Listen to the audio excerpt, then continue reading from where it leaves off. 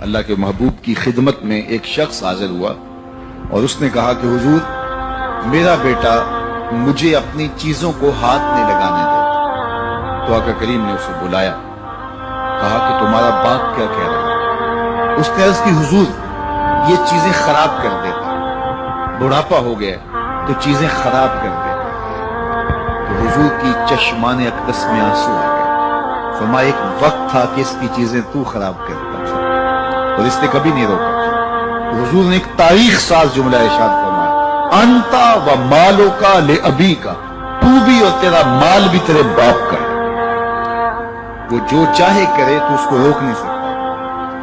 लेकिन औलादें जब समझदार होने लगे तो वो वालिदैन को तकियानूस समझती, वो वालिदैन को ओल्ड फैशन समझ लेती। वो समझती हैं कि ये तो जदीद दौर के तकाजों को जानती नहीं।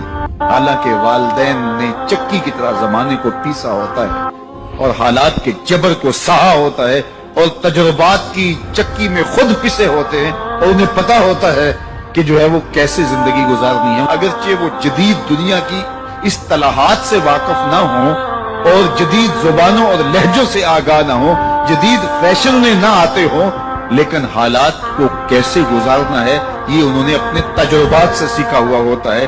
और औलाद अगर उनकी इत्तिबा करती है तो वो सरखरू होती है। लेकिन चूंकि गर्म खून जब आता है तो फिर वो चाहता यह है कि मैं ज्यादा समझदार हूं, तो वालिदैन को वो इग्नोर करने लग जाते हैं। और वालिदैन जब अपने इख्तियारात सिमटते महसूस करते हैं और औलादों के इख्तियारात बढ़ते हुए महसूस करते हैं तो एक तरह से वो अंदर से टूटना शुरू हो जाते हैं और ये उनके लिए अजियत का सामान है। तो इसलिए मेरे रब ने इंसानी नफ्सियात और इंसानी कमजोरियों को मद्देनजर रखते हुए कितनी खूबसूरत जो है वो ताकीद फरमाई, व बिल वालिदैन एहसाना, उनके साथ तुमने हुस्न सुलूक करना, तुम्हारे रवैये खूबसूरत। बल्कि फरमाया तुमने उनके सामने उफ भी नहीं कहना। कलमा ताफीफ क्या है? उफ भी नहीं कहना। तो कहते हैं कि आपके हाथ पर, बदन पर, लिबास पर, किसी जगह पर कोई गर्द, कोई रेजा पड़ा हुआ हो तो आप उसको फूंक से ऐसे उड़ाते हैं, फूंक मारते हैं, तो उससे जो आवाज पैदा होती है उसको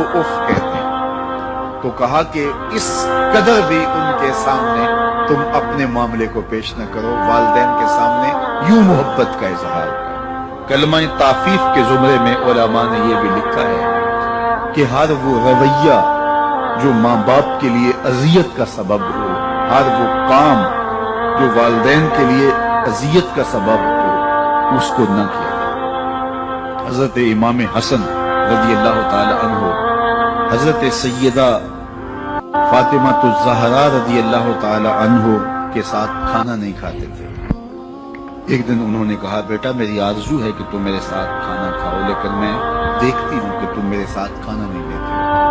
तो अर्ज की, अम्मी जान, मैं इस डर से आपके साथ खाना नहीं लेता कि किसी लुकमे की तरफ आपकी नजर बढ़ गई हो और आपका हाथ अभी नहीं बढ़ा और मैं पहले उस लुकमे को उठा लूं जिसकी तरफ आपकी निगाह सबकत ले गई है और आप माँ होने की वजह से मुझे ना रोकें। वो एक फलसफी कहता है, मुझे माँ की मोहब्बत का सही अंदाजा उस दिन हुआ जब सेब 4 थे और हम 5 थे।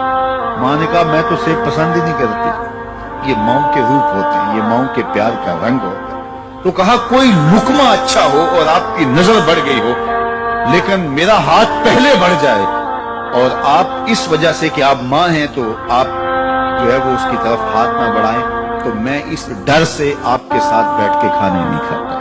तो कहा, उनके सामने उफ भी ना कहो और उनकी ताजीम